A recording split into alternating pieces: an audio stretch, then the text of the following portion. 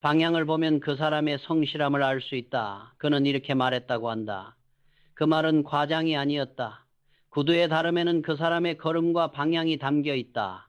일본에서도 비슷한 문화가 있다. 중요한 미팅에 앞서 직원들이 서로의 넥타이 매무새를 정돈해 주는 것은 타인을 존중하는 마음의 표현이다. 베트남의 장인들은 시장에 나설 때조차 깨끗한 복장을 유지했다. 옷이 바로 그들의 신용장이었기 때문이다. 나는 평생 단정함을 성공의 기술로 여겼다. 단정함은 화려함과 다르다. 그것은 꾸밈이 아니라 정돈된 마음의 상태다. 단정한 사람은 불필요한 과시를 하지 않는다. 그들의 옷에는 조용한 자신감이 있다. 셔츠에 주름 하나, 단추에 마감 하나에도 자신을 대하는 태도가 배어 있다. 그래서 나는 옷장을 정리할 때마다 스스로에게 묻는다. 이 옷은 오늘의 나를 대표할 수 있는가? 이 질문은 단순히 패션의 문제가 아니다. 그것은 나의 하루, 나의 말, 나의 행동을 점검하는 자기 성찰의 의식이다. 옷이 단정하면 마음이 정리되고 마음이 정리되면 말이 정직해진다. 사람은 자신이 입은 옷처럼 살아간다. 한 번은 회의 자리에서 한 직원이 내 앞에 앉았다. 그는 새 옷을 입고 있었지만 어딘가 불편해 보였다. 나는 조용히 물었다. 오늘 옷이 마음에 드나? 그는 머뭇거리며 말했다. 솔직히 불편하지만 좋은 인상을 주고 싶었습니다. 그 말에 나는 웃으며 답했다. 좋은 인상은 옷이 아니라 마음에서 나온다네. 그날 그는 상의의 단추를 풀고 표정을 조금 누그러뜨렸다. 그리고 처음으로 솔직한 의견을 말했다. 그 순간 비로소 그는 편안해졌고 회의의 분위기도 달라졌다. 옷은 결국 자기 존중의 표현이다. 나를 위해 정리된 옷을 입을 때 우리는 스스로에게 나는 이 하루를 소중히 대하겠다고 말하는 셈이다. 반대로 아무렇게나 입는 것은 오늘은 대충 살아도 괜찮다고 자기 자신에게 선언하는 것과 같다. 나는 젊은 시절 이 원칙을 철저히 지켰다. 출장지의 흐름한 숙소에서도 셔츠를 다림질하고 구두를 닦았다. 그것이 누군가를 위한 거칠애가 아니라 나 자신에 대한 최소한의 예의였다. 중년에 들어서면 더 이상 화려함이 필요 없다. 대신 품격이 필요하다. 품격이란 꾸미는 것이 아니라 가꾸는 것이다. 옷을 잘 입는 사람보다 옷을 잘 다루는 사람이 더 우아하다. 왜냐하면 그들의 손끝에는 정성과 절제가 있기 때문이다. 나는 늘 이렇게 믿었다. 사람은 자신을 존중하는 만큼 세상을 대한다. 깨끗한 옷, 단정한 마음, 그리고 정중한 태도, 이 세 가지는 결국 같은 뿌리에서 자란다. 젊은 세대에게 나는 이렇게 말하고 싶다. 명품을 사기보다 자신을 명품처럼 다루어라. 옷의 가격이 아니라 옷을 대하는 태도가 당신의 가치를 결정한다. 단정함은 돈이 아니라 마음에서 시작된다. 냄새 나지 않는 옷, 구김없는 셔츠, 닳지 않은 구두 하나면 충분하다. 그 모든 것은 자기 자신에 대한 존중의 언어다. 세상은 그런 사람을 알아본다. 단정한 사람은 말하지 않아도 신뢰를 얻고 그 신뢰는 어떤 장식보다 오래 남는다. 옷은 결국 사람의 내면을 비추는 거울이다. 그리고 그 거울 속에서 드러나는 것은 단순한 외모가 아니라 살아온 태도의 무게다. 사람의 옷이 그 사람의 태도를 말한다면 말은 그 사람의 인생을 드러낸다. 말은 공기 속으로 흩어지는 것 같지만 사실은 사람의 마음 속에 오래 남는다. 나는 수많은 사람을 만나며 확신하게 되었다. 결국 한 인간의 품격은 그가 어떤 말을 선택하느냐로 결정된다는 것을.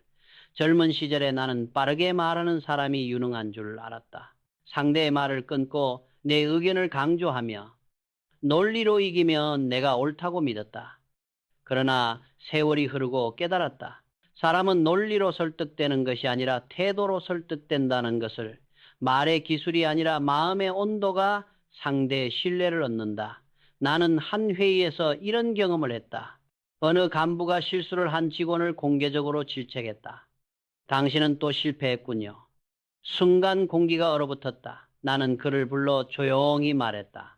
당신은 그의 실수를 지적했지만 동시에 당신의 그릇을 드러냈소. 그날 이후 그는 말을 하기 전에 항상 잠시 숨을 고르는 습관을 들였다. 그리고 그의 팀은 회사에서 가장 안정적인 부서가 되었다. 말은 칼이 될 수도 있고 빛이 될 수도 있다. 그 차이는 말에 담긴 마음의 온도다. 나는 늘 직원들에게 말했다. 말을 줄이고 행동을 깊게 하라. 화려한 언어보다 진심 어린 한마디가 훨씬 오래 남는다. 내 인생에서 진짜 성공한 사람들은 언제나 조용했다. 그들의 말에는 꾸밈이 없고 행동에는 절제가 있었다. 그들은 불필요한 말 대신 상대의 말을 끝까지 들어주었다. 그 짧은 침묵 속에 진심이 담겨 있었다. 한 번은 해외 거래처와의 미팅 자리에서였다. 통역을 맡은 젊은 직원이 긴장으로 말을 더듬었다. 나는 그에게 미소로 괜찮네라고 짧게 속삭였다. 그 말 한 줄이 그를 안정시켰고 분위기는 부드러워졌다. 이후 그는 실수 없이 계약을 마쳤다. 그날 나는 다시 깨달았다. 말의 힘은 길이 아니라 진심의 깊이에 있다. 나는 세월이 지나며 좋은 말이 곧 좋은 운을 부른다는 사실을 배웠다. 사람의 말은 그 사람의 인생을 만든다. 비난과 불평으로 가득한 사람은 결국 외로움 속에 남고 칭찬과 격려를 아끼지 않는 사람은 언제나 누군가의 기억 속에 따뜻하게 남는다. 그것이 바로 말의 향기다. 내가 존경하던 한 일본 경영인은 매일 아침 직원들과 짧은 인사만 나누었다. 오늘도 감사한 하루를 시작합시다. 그 한마디가 조직의 공기를 바꿨다. 그 회사에서는 불평 대신 감사가, 명령 대신 존중이 오갔다. 말은 단순한 소리가 아니라 조직의 기운을 결정하는 에너지였다. 나도 그 습관을 이어받아 회사의 모든 회의 전에 늘 한마디를 덧붙였다. 오늘 이 자리는 옳고 그름을 따지는 자리가 아니라 더 나은 방향을 찾는 자리입니다. 그러면 사람들의 어조가 바뀌었다. 누군가는 목소리를 낮췄고 누군가는 더 경청하기 시작했다.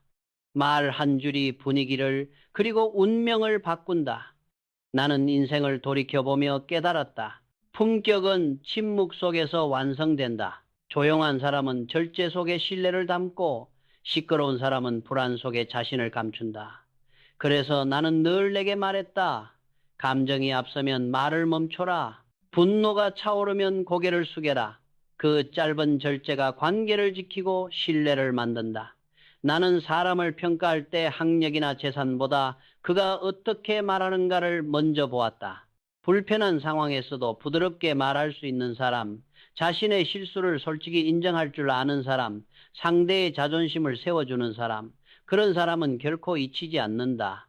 한 직원이 내게 물었다. 회장님, 어떻게 하면 성공할 수 있습니까? 나는 대답했다. 좋은 말을 하게. 그것이 좋은 운을 부른다. 세상은 결국 말의 에너지를 따라 흘러간다. 말이 따뜻한 사람 곁에는 언제나 좋은 사람이 머문다. 나는 수많은 회의와 강연을 통해 배웠다. 진짜 어른은 말로 평가받지 않고 귀로 판단받는다. 젊을 때 나는 듣기보다 말하기를 잘하려 애썼다. 그러나 어느 날 한 선배가 내게 이렇게 말했다. 이 회장은 들을 줄 아는 사람이 세상을 움직인다네. 그 말이 내 인생을 바꿨다. 그때부터 나는 말보다 경청을 훈련했다. 상대의 말이 서툴더라도 끝까지 들어주었다. 사람은 자신의 말을 끝까지 들어주는 사람 앞에서 마음을 연다. 나는 그 원칙을 지키며 수많은 관계를 얻었다. 듣는 태도 하나가 신뢰를 만들고 신뢰가 회사를 살렸다. 지금 나는 이렇게 믿는다. 말은 인생의 향기요. 경청은 그 향기를 오래 남게 하는 그릇이다. 화려한 말로 사람을 얻을 수는 없다. 그러나 진심으로 들을 줄 아는 사람은 누구에게나 기억된다. 그리고 그 기억은 돈보다 명예보다 오래 남는다. 나는 평생 사람을 보며 깨달았다. 사람의 진짜 품격은 모임에서 가장 선명하게 드러난다는 것을 화려한 자리에서가 아니라 술 한잔 기울이며 나누는 대화 속에서 그 사람의 내면이 그대로 비친다. 어떤 이는 조용히 앉아도 품격이 있고 어떤 이는 한마디만 해도 분위기를 무겁게 만든다. 세월이 흘러도 변하지 않는 사실이 있다. 품격 있는 사람은 모임에서 결코 하지 말아야 할 4가지를 알고 있다. 첫째, 돈으로 관계를 평가하지 않는다. 모임의 자리에서 돈을 내세우는 사람은 결국 외로워진다. 술값을 몇 번 냈다고 자랑하는 사람, 자신의 재산을 은근히 과시하며 남을 비교하는 사람, 그들의 주머니는 두꺼워도 마음은 가볍다. 나는 사업을 하며 수없이 보았다. 돈으로 모인 관계는 반드시 무너진다. 돈이 빠지면 사람도 떠난다. 진짜 품격은 계산서가 아니라 배려의 온도에서 나온다. 나는 늘 조용히 밥을 사주고 오늘 함께해서 고마웠습니다 라는 말을 남겼다. 그리고 다음 만남에는 상대가 부담 없이 다가올 수 있게 배려했다. 그런 사람은 오래 간다. 한 번은 내가 후배들과 저녁을 먹은 적이 있다. 한 후배가 계산을 하려 하자 다른 사람이 말했다. 형이 돈 많으니까 이번엔 형이 내요. 나는 조용히 웃으며 말했다. 돈이 많아서 내는 게 아니라 마음이 있어서 내는 거야. 그날 이후 그 후배는 누구와 만나든 계산할 때마다 자연스럽게 제가요라고 말하게 되었다. 돈보다 따뜻한 의도가 사람의 마음을 움직인다. 둘째, 자식의 성공을 자랑하지 않는다. 자식은 나의 일부이지 나의 명함이 아니다. 나는 동창 모임에서 자주 이런 광경을 봤다. 우리 아들은 대기업에 들어갔어. 우리 딸은 유학 중이야. 그 말이 끝나면 누군가의 표정이 굳어졌다. 자랑은 내겐 기쁨이지만 타인에게는 상처가 될 수 있다. 사람은 각자의 시간표가 있다. 누군가는 빠르게 피어나고 누군가는 천천히 피어난다. 나는 늘 이렇게 말했다. 자식의 성취보다 자식의 행복을 말하라. 행복은 비교에서 피어나는 것이 아니라 이해에서 자란다.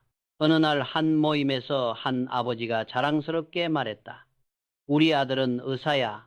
그러자 옆자리의 친구가 조용히 말했다. 우리 아들은 지금 투병 중이야.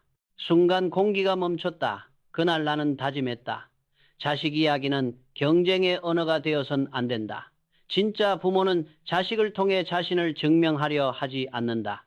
그들은 자식을 통해 사람을 배우려 한다. 셋째, 배우자나 가정의 화려함을 내세우지 않는다. 어떤 사람은 늘 배우자를 데리고 모임에 나타났다. 다정했고 보기에도 좋았다. 그러나 시간이 지나자 그 다정함이 자랑의 무대가 되었다. 행복은 보여줄수록 빛을 잃는다. 진짜 품격 있는 사람은 조용할수록 깊다. 나는 후배들에게 이렇게 말했다. 행복은 소리로 증명하는 게 아니라 고요함 속에서 완성된다.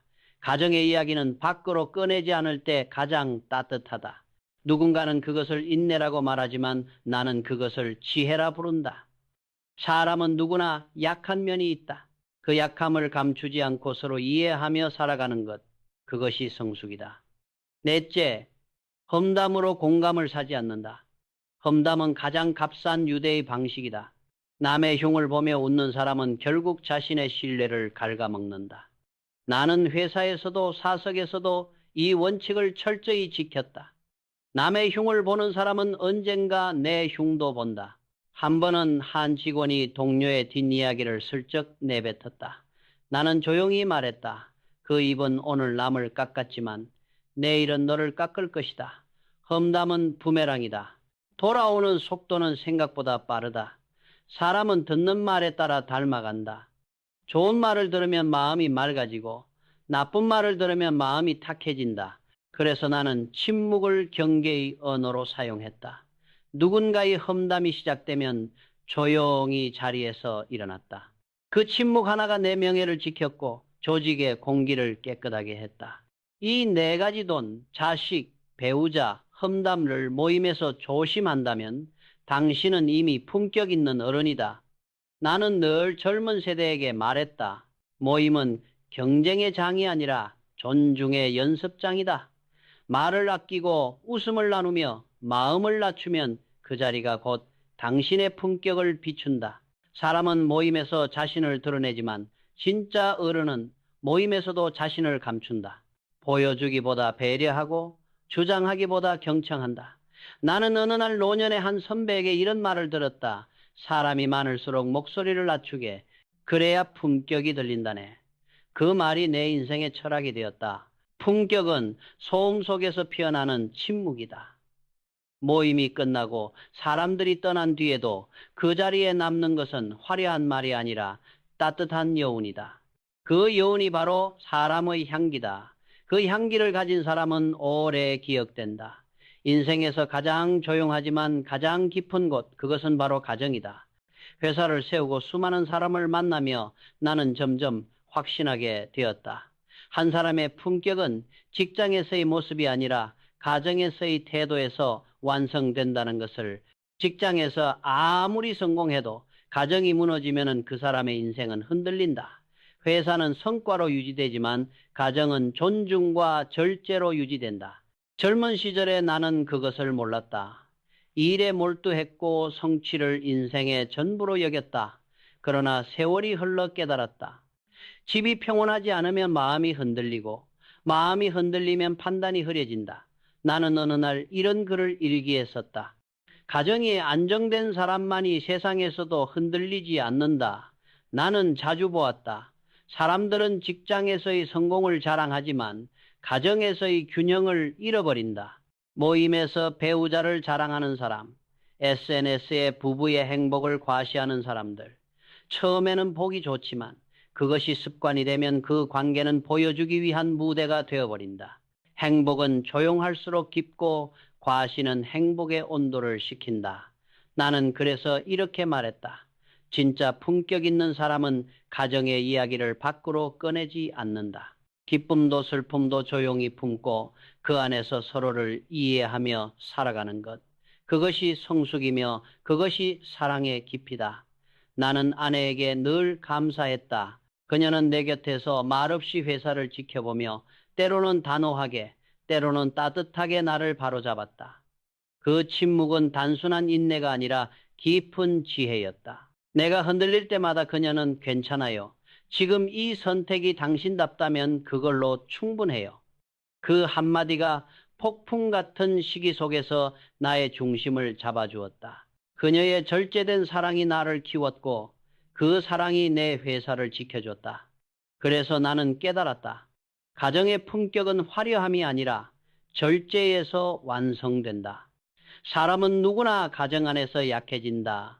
일터에서는 강한 사람도 집에 들어오면 조용히 무너질 때가 있다. 그러나 그 약함을 감추지 않고 서로를 이해하는 것, 그것이 진짜 사랑이다. 나는 젊은 후배들에게 자주 말했다. 사랑은 표현보다 절제가 중요하다. 말을 아끼고 감정을 다스리고 서로의 자리를 존중하라. 그 절제가 바로 사랑의 품격이다. 나는 한 번 오랜 직원의 집에 초대받은 적이 있다. 그의 아내는 소박한 음식을 내오며 이렇게 말했다. 남편이 회장님을 존경해요. 하지만 그보다 더 지키고 싶어하는 건 가족이에요. 그 말을 듣는 순간 나는 그가 왜 일터에서 항상 진중했는지 이해했다. 그에게 일은 가족을 지키기 위한 책임이었고 가정의 평화가 곧 일의 동력이었다. 그날 나는 집으로 돌아와 아내에게 말했다. 당신이 내 인생의 첫 번째 회사이자 마지막 스승이야. 가정은 사람의 마지막 명함이다. 사회에서의 이름은 사라져도 집에서 불리는 이름은 남는다. 그 이름이 따뜻하게 기억되려면 지켜야 할 단 하나가 있다. 바로 절제다. 감정이 앞설 때는 한 박자 쉬고 말이 많아질 때는 침묵하라. 그 짧은 절제가 평화를 만든다. 나는 후배들에게 자주 이렇게 조언했다. 돈으로 집을 지을 수는 있지만 절제 없이는 가정을 세울 수 없다. 그 절제 속에는 존중이 있고 존중 속에는 사랑이 있다. 그 사랑은 세월이 흘러도 변하지 않는다. 내 인생의 후반부에 들어서면서 나는 깨달았다. 진짜 성공은 사회적 지위나 재산이 아니라 품격 있는 가정을 지키는 것이다. 가정이 무너지면 모든 것이 무너지고 가정이 단단하면 인생의 어떤 폭풍도 견딜 수 있다. 나는 지금도 매일 아침 아내와 함께 차를 마신다. 대단한 대화는 없다. 그저 오늘도 고마워요. 그 한마디로 하루가 따뜻하게 시작된다. 그 짧은 말 속에는 세월이 쌓아 올린 신뢰와 감사, 그리고 함께 걸어온 품격이 담겨 있다. 가정의 평온은 인생의 평온이다. 침묵 속에서 지켜지는 존중, 절제 속에서 피어나는 사랑, 그것이 내가 평생 배우고 가르치고 싶은 품격 있는 가정의 본질이다. 세월이 흐르며 나는 깨달았다. 인생에서 진짜 품격은 채우는 것이 아니라 비우는 데서 완성된다는 것을. 젊은 시절에는 빠르게 달려야만 성공할 수 있다고 믿었다. 남보다 앞서야 하고 더 많이 가져야 하고 더 크게 보여야 한다고 생각했다. 그러나 시간이 흐른 지금 나는 확신한다. 인생은 속도가 아니라 방향이며 성공은 채움의 결과이지만 품격은 비움의 결실이다. 비운다는 것은 단순히 버리는 것이 아니다. 그것은 마음을 정화하는 행위다. 욕심을 비우면 감사가 들어오고 분노를 비우면 평화가 자리한다. 불안을 비우면 고요가 머문다. 나는 수많은 회의를 주재하며 느꼈다. 자기 주장이 강한 사람보다 조용히 경청하고 의견을 정리하는 사람이 결국 중심을 잡는다. 그 중심이란 완고한 단단함이 아니라 유연한 단단함이다. 가득 찬 그릇은 아무것도 더 담을 수 없지만 비워진 그릇은 언제든 새로운 가능성을 받아들인다. 나는 이 단순한 진리를 너무 늦게 배웠다. 사람은 누구나 나이를 먹으며 자연스럽게 비워지는 과정을 겪는다. 직함이 사라지고 재산이 줄고 이름을 불러주던 사람들도 하나둘 떠난다. 그러나 그것을 두려워할 필요는 없다. 그때부터 비로소 진짜 나 자신이 드러나기 시작한다. 화려한 외피가 벗겨지고 남는 것은 인품의 결문이다. 그 결이 고운 사람은 조용히 빛나고 그 결이 거친 사람은 홀로 어둡다. 어느 날 나는 이런 글을 내 일기에 남겼다. 내 인생의 마지막 목표는 성공이 아니라 평온이다. 성공은 순간의 찬사로 끝나지만 평온은 세월의 향기로 남는다. 그 평온은 바로 비움에서 시작된다. 나는 젊은 시절 돈이 많으면 마음이 든든해질 거라 믿었다. 하지만 시간이 지나니 알겠다. 돈은 은행에 쌓이고 신뢰는 사람의 가슴에 쌓인다. 은행의 잔고는 숫자이지만 사람의 마음에 남는 신뢰는 생명이다. 한때 나는 거래보다 사람을 먼저 보는 습관을 들였다. 이익이 남지 않아도 신뢰가 남는 거래라면 그것이 진짜 장사였다. 그 습관이 회사를 지켰고 내 이름을 지켜주었다. 신뢰는 돈보다 느리게 쌓이지만 한 번 쌓이면 어떤 폭풍에도 무너지지 않는다. 그래서 나는 항상 직원들에게 이렇게 말했다. 이익이 아니라 믿음을 남겨라. 믿음은 시간이 지나도 부도나지 않는다. 나는 나이가 들수록 비움의 미학을 더 존중하게 되었다. 동양의 선센 사상에서도 말한다. 무위무해로서 모든 일을 다스리면 세상은 스스로 조화된다. 즉 억지로 채우려 하지 말고 자연스러운 흐름에 맡겨라. 그때 비로소 마음이 평온해진다. 비움은 패배가 아니라 삶의 가장 높은 단계다. 비움 속에는 여유가 있고 여유 속에는 지혜가 있다. 나는 젊은 후배들에게 자주 이렇게 말했다. 성공은 남보다 많이 가지는 것이 아니라 남보다 덜 불안해하는 것이다. 많이 가져도 불안하면 그것은 진짜 성공이 아니다. 조용히 비워내고 평온을 지키는 사람, 그가 진짜 강한 사람이다. 어느 날 오래 함께한 부하 직원이 퇴직 인사를 하며 내게 말했다. 회장님은 늘 우리에게 일보다 마음을 먼저 정리하라 하셨죠. 그 말이 이제야 이해됩니다. 그 말을 듣는 순간 나는 웃었다. 그가 떠나도 내 마음에는 평온함이 남았다. 그 평온이야말로 인생의 마지막 재산이었다. 나는 이제 더 이상 무언가를 쫓지 않는다.